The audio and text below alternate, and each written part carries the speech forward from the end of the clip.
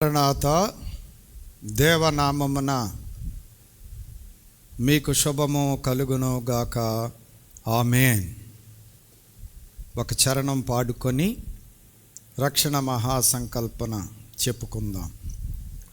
మిత్రుడారమ్ము మైత్రితో పారమార్థికమైన మాటల్ వసింతు మన్నానాతో విను మిత్రుడారమ్ము.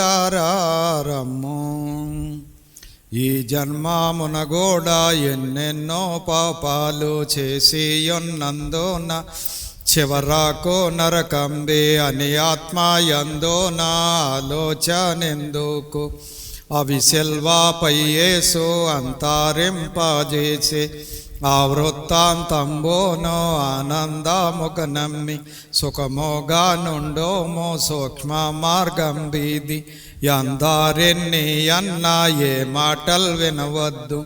దేవా వాక్యే నిజమో దిక్కులు చూడాకు, దేవా వాక్యే నిజమో దిక్కులు చూడాకు. మిత్రుడారమ్ము మైత్రితో పారమార్థికమైన మాటల్ వసింతు మన్నానాతో విను మిత్రుడారమ్ము.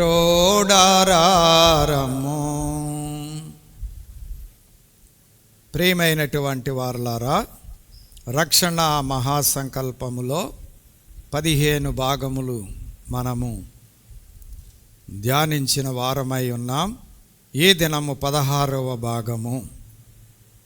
రక్షణ సంకల్పనలో 3వ కాలమైన నిరీక్షణ కాలములో 5వ అంశమైన యూదుల అరణ్య ప్రయాణము, కనాను భాగములు వేసి పంచుకొనుట. ఈ అంశాన్ని మనం ధ్యానిస్తున్న వారమై ఉన్నాం.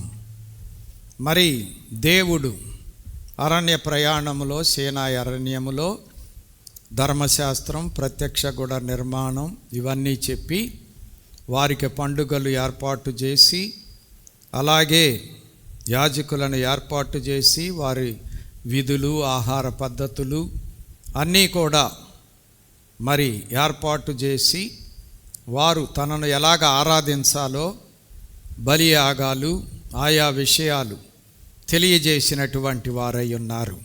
లేవీకాండం వరకు మనము ఈ సంగతులను చూచాం.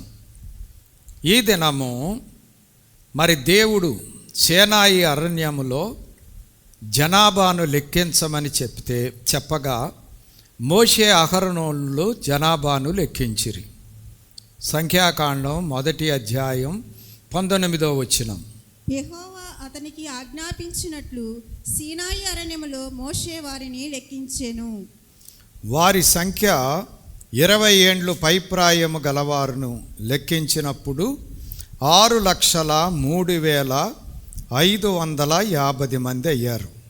6,03,550 మంది 20 ఏండ్ల పైప్రాయము కలిగినటువంటి వారు. ఆ తరువాత దేవుడు లేవీయులను వేరుగా లెక్కించమని చెప్పాడు. అప్పుడు వాళ్ళు లేవీయులను లెక్కించారు. 1 నెల మొదలుకొని పైప్రాయము గలవారి సంఖ్య 22,000 మంది అయ్యారు. లేవీయులు వారు 1 నెల మొదలుకొని పైప్రాయమున్న మగవారందరినీ లెక్కించినప్పుడు వారు 22,000 మంది అయ్యారు. సంఖ్యాకాండము 3వ అధ్యాయం 39వ వచనం. మోషే అహరోనులు యెహోవా మాటను బట్టి తమ తమ వంశముల చొప్పున లెక్కించిన లేవీయులలో లెక్కింపబడిన వారందరూ, అనగా 1 నెల మొదలుకొని పైప్రాయము గల మగవారందరూ 22,000 మంది. తర్వాత దేవుడు ఇశ్రాయేలీయులలో తొలిచూలు మగవారిని లెక్కించమని చెప్పాడు. అప్పుడు వారు ఇశ్రాయేలు అందరిలో తొలిచూలు వారిని లెక్కించగా వారి సంఖ్య 22,273 అయ్యింది. 22,273 మంది. సంఖ్యాకాండము 3వ అధ్యాయము 43వ వచనము. వారిలో లెక్కింపబడిన వారి సంఖ్య అనగా 1 నెల మొదలుకొని పైప్రాయము గల తొలిచూలి మగవారందరి సంఖ్య 22,273. కాబట్టి దేవుడు అన్నాడు, తొలిచూలు నావారే, కాబట్టి తొలిచూలు నా వారు కాబట్టి ఆ తొలిచూలులకు బదులుగా లేవీలను నేను ఏర్పాటు చేసుకుంటున్నాను నా సేవ చేయటానికి అని చెప్పాడు. వాళ్ళకి వీళ్ళకి 273 మంది లెక్క తేడా ఉంది. అప్పుడు దేవుడు ఏం చెప్పాడు అంటే, 273 మంది దగ్గర 5 తులాల చొప్పున ఒక్కొక్కరికి వెండి తీసుకొని వారిని విమోచింపమని చెప్పగా ఆ ధనమును వారు చెల్లించారు. దాన్ని అహరోను కుటుంబానికి దేవుడు ఇవ్వమని చెప్పగా అహరోను కుటుంబానికి వాళ్ళు ఇచ్చారు. అంటే దేవుడు జ్యేష్ఠులు నా సొత్తు అని చెప్పాడు. ఆ జ్యేష్ఠులు లెక్క వేసిన తర్వాత ఇశ్రాయేలు 12 గోత్రాల్లో లేవీల లెక్క 2 టాలీ వేసి ఈ తొలుచూలు వారు 273 మంది ఎగస్ట్రా ఉన్నారు కాబట్టి ఆ 273 మందికి ఒక్కొక్కరికి 5 తులముల వెండి, ఒక్కొక్కళ్ళకి మరి 5 తులముల వెండి చొప్పున వారు ఇవ్వగా అది అహరోనికి ఇచ్చి లేవీలను దేవుడు తన సేవ చేయటానికి ఏర్పాటు చేసుకున్నారు. సంఖ్యాకాండం 3వ అధ్యాయం 46-51 వచనాలు. ఇశ్రాయేలీయులకు తొలుత పుట్టిన వారిలో లేవీయుల కంటే 273 వారిలో ఎక్కువైనందున శేషించిన వారి యొద్ద తలాకొక 5 తులముల వెండిని తీసుకొనవలెను. యెహోవా మోషేకు ఆజ్ఞాపించినట్లు యెహోవా నోటి మాట చొప్పున అహరోనుకును అతని కుమారులకును విడిపింపబడిన వారి విమోచన ధనమును మోషే ఇచ్చెను. అలాగే ఇచ్చాడు.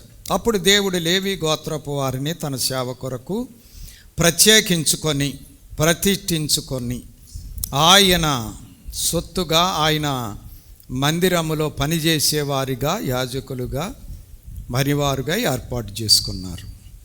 ఆ తరువాత దేవుడు ఇశ్రాయేలు ప్రజలందరినీ కూడా మరి సైన్యముగా సాగటానికి ఏర్పాటు చేసి ఆ 12 గోత్రాల వారిని 4 ధ్వజములుగా ఏర్పాటు చేశాడు. 4 గుంపుల సైన్యంగా ఒక్కొక్క ధ్వజానికి 3 గోత్రాల చొప్పున 12 గోత్రాలను 4 భాగాలు, 4 ధ్వజాలు అంటే 4 3 12. ఒక్కొక్క భాగానికి 3 గోత్రాల చొప్పున 4 భాగాలుగా దేవుడు విభజించి వారిని 4 ధ్వజములుగా సిద్ధం చేశారు. అలాగ చేసి 4 దిక్కుల 4 ఈ భాగాల వారు ధ్వజాల వారు మరి ఉండాలి. మధ్యలోనేమో దేవుని యొక్క ప్రత్యక్షపు గుడారము లేవీలు ఉంటారు. చుట్టూ 4 పక్కల 4 భాగాల వారు మరి ఉండేటట్లుగా దేవుడు ఏర్పాటు చేసి నిర్ణయించారు. అలాగూ వారు అరణ్య ప్రయాణములో సాగుతూ శత్రువులను జయించుకుంటూ సాగిపోతూ ఉండాలి. ఇది దేవుడు ఏర్పాటు చేసినటువంటి సంగతి. సంఖ్యాకాండం 2వ అధ్యాయములో దేవుడు ఈ విధముగా వారు సైన్యముగా సాగటానికి మరి ధ్వజములుగా ఏర్పాటు చేశారు. అలాగే లేవీలు సేవ వారి బాధ్యతలు తెలియజేశారు. సంఖ్యాకాండం 4-5 అధ్యాయాలలో లేవీలు చేయవలసినటువంటి సేవ, అలాగే వారు చేయవలసిన బాధ్యతలు కూడా వారికి దేవుడు తెలియజేసి తన పని కొరకు ప్రత్యేకించుకున్నారు. అలాగే 6వ అధ్యాయములో నాజీరు వ్రతమును గురించినటువంటి సంగతిని దేవుడు తెలియజేశాడు. సంఖ్యాకాండం 6వ అధ్యాయములో నాజీర్ అంటే దేవుడి కొరకు ప్రత్యేకించుకోవటం, దాన్ని ఏర్పాటు చేశాడు. తర్వాత మరి దేవుడు సంఖ్యాకాండం 7వ అధ్యాయములో 12 మంది ప్రధానులు అర్పణలు తీసుకొని వచ్చారు. ఆ అర్పణలు తెచ్చినటువంటి వారి యొక్క ప్రధానులను గురించి, వారు తెచ్చినటువంటి అర్పణలు, దేవుడికి అర్పించిన అర్పణల గురించి 7వ అధ్యాయములో తెలియజేయబడింది. 8వ అధ్యాయములో లేవీయుల యొక్క ప్రతిష్ట దేవుడు ఏర్పాటు చేశాడు. లేవీయులను తన పని కొరకు ప్రత్యేకంగా ప్రతిష్ఠించుకున్నాడు. అలాగే 9 నుండి 17 అధ్యాయాల వరకు ఇశ్రాయేలీయుల యొక్క సనుగులు, అవిశ్వాసము దేవుడు క్రమపరిచాడు. మరి ఈ అధ్యాయాల్లో దేవుడు ఏం చేశాడు అంటే వారిని వేగు చూడటానికి పంపించారు. వేగు చూడటానికి పంపిస్తే వారిలో యెహోషువ, కాలేబు 12 మందిని సిద్ధపరిచి పంపించారు. ఆ 12 మందిలో యెహోషువ, కాలేబు తప్ప అందరూ కూడా చెడ్డ సమాచారాన్ని తీసుకొచ్చారు. ఆ చెడ్డ సమాచారాన్ని బట్టి ప్రజలందరూ కూడా భయపడిపోయి దేవుడికి వ్యతిరేకంగా సనిగారు. అప్పుడు దేవుడు కోపించి వారి యొక్క సనుగులను బట్టి వీరిలో ఎవ్వరూ కూడా కనాను చేరరు, వీరి పిల్లల్ని కనాను చేరుస్తాను అని చెప్పి దేవుడు తెలియజేశాడు. అలాగున పెద్దలైన వారందరూ కూడా యెహోషువ, కాలేబు తప్ప అందరూ అరణ్య ప్రయాణములోనే వారు మరణించిన వారై ఉన్నారు. ఇవన్నీ కూడా ఈ 9 నుంచి 17 అధ్యాయాల్లో తెలియజేయబడ్డాయి. వారు అలాగ చేసినప్పుడు దేవుడు వారి అవిశ్వాసానికి మరి వారిని కనాను చేరటానికి వారు తగినవారు కాదని నిర్ణయించి వారందరూ కూడా అరణ్యములోనే ఆగిపోయేటట్లుగా వారి పిల్లలను కనాను చేర్చేటట్లుగా ఆయన తీర్మానం చేసుకున్నాడు. అలాగే ఇశ్రాయేలీయులు మోషే గారి యొక్క యాజకత్వాన్ని కూడా ప్రశ్నించినప్పుడు లేవీయుల అహరోను కుటుంబాన్ని గురించి వారు అభ్యంతరపడినప్పుడు 16-17 అధ్యాయాల్లో దేవుడే వారికి యాజకత్వపు బాధ్యతలు అప్పగించినట్లుగా రుజువు చేశాడు. అహరోను కర్ర సిగురించటం, దాన్ని బట్టి అహరోనును దేవుడే ఆ కుటుంబాన్ని యాజకులుగా ఏర్పాటు చేశాడని తెలియజేశాడు. ఇలాగ ఈ విధంగా వారి యొక్క అవిశ్వాసము, తిరుగుబాటు వాటిని దేవుడు క్రమపరిచాడు. 18వ అధ్యాయం నుండి 25వ అధ్యాయం వరకు లేవీయులు పోషింపబడటానికి దేవుడు అర్పణలను ఏర్పాటు చేసి ఆ అర్పణలు దేవుడికి ప్రజలు అర్పించగా ఆ అర్పణలు లేవీయులకిచ్చి యాజకులకిచ్చి వారు పోషింపబడటానికి ఏర్పాటు చేశారు. తర్వాత ఎర్రపెయ్యి ద్వారా పాప పరిహార జలమును ఏర్పాటు చేశారు. ఆ తర్వాత వారు సనుగుటను బట్టి సర్పములు ఇశ్రాయేలీయులను కాటువేయగా అనేకులు చనిపోయారు. అప్పుడు ఇత్తడి సర్పాన్ని ఛేదించి ఆ ఇత్తడి సర్పాన్ని చూసిన వారందరూ బ్రతుకున్నట్లుగా దేవుడు ఏర్పాటు చేశాడు. అలాగే మోయాబు ప్రాంతానికి వచ్చినప్పుడు బాలాకు బిలామును పిలిచి శపించమని కోరినప్పుడు దేవుడు బిలాము శాపాన్ని ఆశీర్వాదంగా మార్చాడు. అలాగే మోయాబు దేశము మీద మరి ఇశ్రాయేలీయులకు జయము కలిగేటట్లుగా దేవుడు బిలాము శాపాన్ని ఆశీర్వాదంగా మార్చాడు. అప్పుడు బిలాము వస్తూ బాలాకుకు సలహా చెప్పాడు.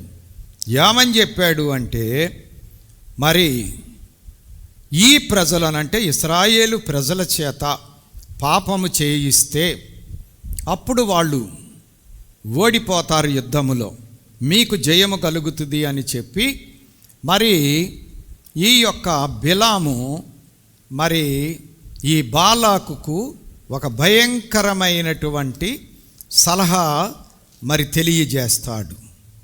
అలాగూ సలహా తెలియజేసినట్లు ప్రకటన గ్రంథం 2వ అధ్యాయం 14వ వచనంలో ఉంది. చూడండి, ఒక్కసారి చదవండి. 2వ అధ్యాయం ప్రకటన గ్రంథం. అయినను నేను నీ మీద కొన్ని తప్పిదములు మోపవలసి ఉన్నది, అవేవనగా విగ్రహములకు బలి ఇచ్చిన వాటిని తినునట్లును జారత్వము చేయనట్లును ఇశ్రాయేలులకు ఉరియొడ్డమని బాలాకునకు నేర్పిన బిలాము బోధను అనుసరించి వారి నీలో ఉన్నారు.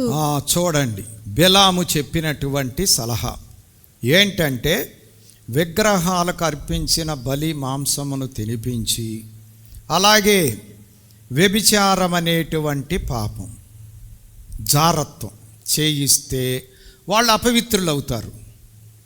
ఎందుకంటే ఇస్రాయేలీలనే వివాహం చేసుకోవాలి. అలాగ కాకుండా అన్యజాతి వారితో వాళ్ళు వివాహాలు జరిగించుకుంటే, తప్పు చేస్తే అది దేవుడికి వ్యతిరేకం. కాబట్టి ఈ 2 పాపాలు వాళ్ళతో చేపిస్తే దేవుడు వాళ్ళని విడిచిపెడతారు, అప్పుడు మీకు జయం వస్తుంది అని చెప్పి బాలాకుకు బిలాం సలహా చెబుతాడు. అలాగ చెప్పటాన్ని బట్టి ఇశ్రాయేలీల మీదకి భయంకరమైనటువంటి తెగులు వచ్చి పడుతుంది. అప్పుడు పీనెహాసు ప్రాయశ్చిత్తము చేయగా అప్పుడు దేవుడు శాంతిస్తాడు. 1000 మంది మరణిస్తారు. తర్వాత ఈ విషయాలన్నీ కూడా ఈ 18 నుంచి 25 వచనాల 25 అధ్యాయాలలో మనం చూస్తాం. ఆ తర్వాత ఇశ్రాయేలీలను దేవుడు మోయాబు మైదానములో 2వసారి లెక్కించమని తెలియజేయగా, మోషే ఎలియాజరు, అహరోను చనిపోతాడు అప్పటికి. కాబట్టి దేవుడు చెప్పిన మాటను బట్టి మోషే ఎలియాజరు కలిసి ప్రజలను లెక్కిస్తారు. మొట్టమొదటేమో మరి సేనాయి అరణ్యములో లెక్కించారు. ఆ తరువాత ఇక వాళ్ళు దరిదాపులు యోర్దాన్ దగ్గరికి వచ్చారు, మోయాబు మైదానంలో ఉన్నారు. మరి అప్పుడు లెక్కించిన వారందరిలో యెహోషువ, కాలేబు తప్ప పెద్దవారందరూ చనిపోయారు. ఇప్పుడు దేవుడు వీళ్ళను లెక్కించమని చెప్పాడు 2వసారి. అప్పుడు మోషే ఎలియాజరు గారు లెక్కించారు. సంఖ్యాకాండం 26వ అధ్యాయం 63వ వచనం. యెరికో ప్రాంతముల అందలి యోర్దాను నదులున్న మోయాబు మైదానములలో మోషేయు యాజకుడుకు ఎలియాజరును ఇశ్రాయేలీయుల జనసంఖ్య చేసినప్పుడు లెక్కింపబడిన వారు వీరు. అలాగూ లెక్కించమని చెప్పినప్పుడు వీరు లెక్క వేస్తే అప్పుడు సంఖ్య 6,01,730 మంది వచ్చారు. లెక్క 6,01,730 మంది. సంఖ్యాకాండం 26వ అధ్యాయం 51వ వచనం. ఇశ్రాయేలీయులలో లెక్కింపబడిన వీరు 6,01,730 మంది. అలాగూ వీరి సంఖ్య చేశారు. వీరిలో ఈ లెక్కింపబడిన వారందరూ కూడా సేనాయి అరణ్యములో లెక్కించినప్పుడు వీళ్ళు చిన్నవాళ్ళు, అక్కడ పెద్దలను లెక్కించారు. వారందరూ కూడా అరణ్యములో చనిపోయి యెహోషువ, కాలేబు తప్ప అందరూ చనిపోయారు. ఇప్పుడు కొత్త తరాన్ని దేవుడు లెక్కించి ఈ క్రొత్త తరాన్ని కనానులో ప్రవేశపెట్టాడు. కాబట్టి దేవుడు చెప్పినట్లుగా వారి అవిధేయతను బట్టి, అవిశ్వాసమును బట్టి, సనుగులను బట్టి, తిరుగుబాటును బట్టి వారిని అరణ్యములోనే మరణింపజేసి వారి పిల్లలను కనాను చేర్చడానికి దేవుడు ప్రణాళిక వేసి అలాగ లెక్కించాడు. అలాగా లెక్కించిన వారిలో సంఖ్య ఇదన్నమాట. తర్వాత కాలేబు, యెహోషువ మాత్రమే ఉన్నారు. 26వ అధ్యాయం 65వ వచనం. ఏలయనగా వారు నిశ్చయముగా అరణ్యములో చనిపోదురని యెహోవా వారిని గూర్చి సెలవిచ్చెను. యెఫున్నె కుమారుడైన కాలేబును, నూను కుమారుడైన యెహోషువయు తప్ప వారిలో ఒక్కడనైనను మిగిలి ఉండలేదు. తర్వాత మనం చూస్తే సంఖ్యాకాండం 27వ అధ్యాయం నుండి 36వ అధ్యాయము వరకు మరి యెహోషువను మోషే తర్వాత నాయకుడిగా ఏర్పాటు చేయటం. మోషే గారి తర్వాత మరి యెహోషువను నాయకుడిగా ఏర్పాటు చేయమని మరి దేవుడు తెలియజేయగా, అప్పుడు మోషే యెహోషువను మరి తన తర్వాత నాయకుడిగా ఏర్పాటు చేస్తాడు. తర్వాత పండుగలను గురించి దేవుడు తెలియజేస్తాడు, పండుగలు ఎలాగ చేయాలి అనే దాన్ని గురించి. ఆ తరువాత మొక్కుబడులను గురించి కూడా దేవుడు తెలియజేస్తాడు. ఈ అధ్యాయాలలో. మరి మొక్కుబళ్ళు ఎలాగ మొక్కుకోవాలి, దాన్ని ఎలాగ చెయ్యాలి. ఆ తర్వాత 31వ అధ్యాయములో యుద్ధం చేస్తారు వాళ్ళు మిద్యానీయులతో, మోయాబీయులతో. యుద్ధం చేసినప్పుడు దేవుడు వారిని అప్పగించి వారి మీద వీరికి జయము అనుగ్రహిస్తాడు. అప్పుడు వాళ్ళు జయాన్ని పొందినటువంటి వారుగా మనం చూస్తాం.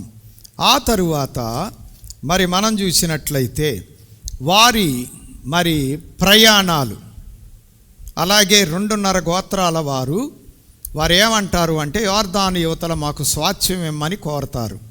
రూబేనీయులు, గాదీయులు, మనష్య అర్ధగోత్రం వారు. అప్పుడు మోషే వాళ్ళకి యువతల స్వాస్థ్యం ఇస్తాడు. ఆ సంగతి అలాగే వారు పంచుకొనబోయేటువంటి ఆ యొక్క కనాను దేశమునకు సరిహద్దులు దేవుడు తెలియజేస్తాడు. పలానా సరిహద్దుల మధ్య ఉన్న దేశం నేను మీకు ఇస్తాను, ఆ దేశంలో మీరు ప్రవేశించాలి అని చెప్పి ఇవన్నీ కూడా ఈ అధ్యాయాల్లో మనకు కనపడతాయి. అలాగే 33వ అధ్యాయములో వారు చేసినటువంటి ప్రయాణాల క్రమమును గురించి మరి ఈ 33వ అధ్యాయములో మనం చూస్తాం. వాళ్ళు ఐగుప్తు నుండి బయలుదేరినటువంటి దగ్గర నుండి ఈ మోయాబు మైదానము వరకు వారు చేసినటువంటి ప్రయాణాలన్నీ కూడా మరి ఇక్కడ వ్రాయబడినట్లుగా మనము చూస్తూ ఉన్నాం. తర్వాత మనం చూసినట్లయితే మరి గోత్రాల యొక్క స్వాస్థ్యము, అలాగే ఆ గోత్రాల యొక్క భద్రత. అంటే ఏ గోత్రములోని వారు ఆ గోత్రములో వారినే వివాహం చేసుకోవాలి. అట్లా ఒక గోత్రములో ఆస్తి ఇంకో గోత్రానికి ఎగస్ట్రా వెళ్లకుండా జాగ్రత్త పడాలి అని చెప్పి దేవుడు తెలియజేశాడు. ఆ విషయాలన్నీ కూడా ఈ అధ్యాయాలలో మరి రాయబడినట్లుగా మనం చూస్తూ ఉన్నాం. ఈ విధముగా సంఖ్యాకాండములో దేవుడు ఎక్కువగా జనాభా యొక్క లెక్కలను చేశాడు కాబట్టి దీనికి సంఖ్యాకాండం అని పేరు వచ్చింది. కాబట్టి దేవుడు ఆదికాండములో సృష్టిని గురించి, ఆయా విషయాలను గురించి తెలియజేశాడు. అబ్రహాము ఏర్పాటు, జనాంగాలను గురించి. నిర్గమకాండములో ఐగుప్తు నుండి విమోచన, ప్రయాణము, ప్రత్యక్ష గుడారం, ధర్మశాస్త్రం గురించి చెప్పాడు. లేవీకాండములో దేవుణ్ణి ఆరాధించే పద్ధతులను వారికి నేర్పించాడు.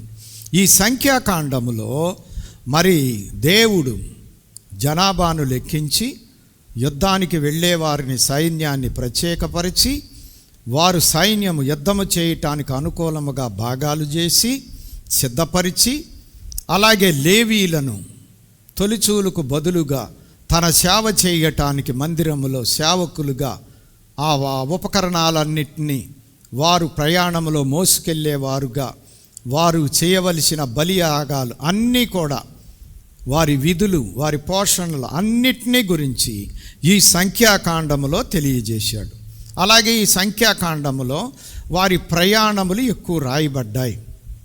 40 సంవత్సరాల ప్రయాణము వారు చేశారు. ఆ ప్రయాణాల యొక్క విషయాలు కూడా ఈ సంఖ్యాకాండంలో రాయబడ్డాయి. ఇలాగా సంఖ్యాకాండం అంతా కూడా ప్రయాణము విధములు, అలాగే జనాభా లెక్కల విధం, సైన్యము లెక్కలు, లేవీలు యాజకుల లెక్కలు, వీటన్నిటితో మరి రాయబడింది కాబట్టి దీన్ని సంఖ్యాకాండము అని అన్నారు. కాబట్టి దేవుడు ఇశ్రాయేలీలను ఏర్పాటు చేసుకొని అలాగు వారిని నడిపించుకుంటూ కనాను దగ్గరికి మరి తీసుకొని వచ్చాడు.